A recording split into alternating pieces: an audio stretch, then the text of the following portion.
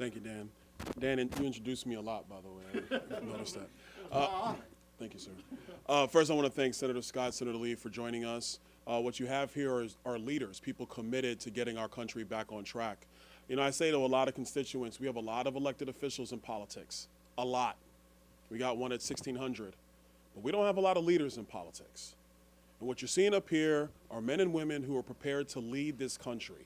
But what we're not going to do is get into the silly political games of throwing out names and shaming other people's plans. I'll be honest about Joe Biden's budget, which is his plan.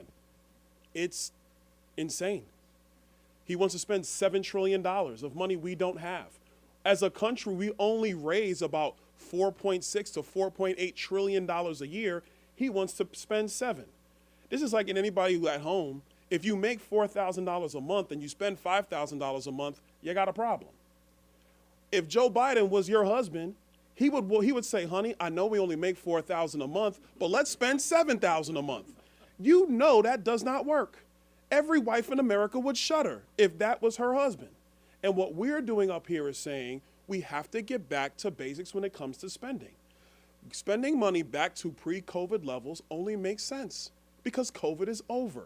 Even Joe Biden has finally admitted to that. So let's get back there. And to our colleagues, both Republican and Democrat, we have to get serious about the fiscal outlook of the country. We cannot just continue to follow CBO baselines as if they are the holy grail for how we spend money in Washington. The Congressional Budget Office works for us.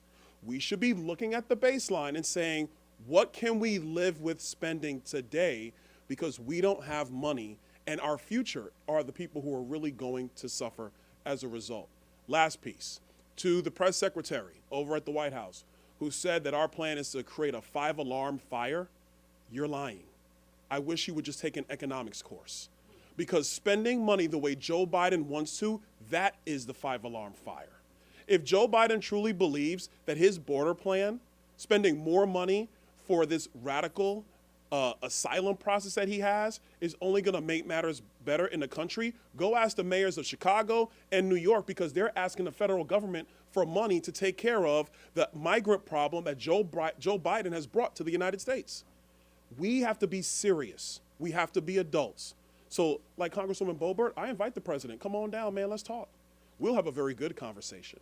And maybe we finally will get somewhere as opposed to this back and forth between the TV cameras. But we got to get serious. We have to lead. So I'm glad for my colleagues here. And I challenge the other members of the House and the Senate, let's just sit down and start going through spreadsheets, guys. Line by line, let's figure it out. That's what families do. That's what the American people want us to do here on Capitol Hill. I yield back.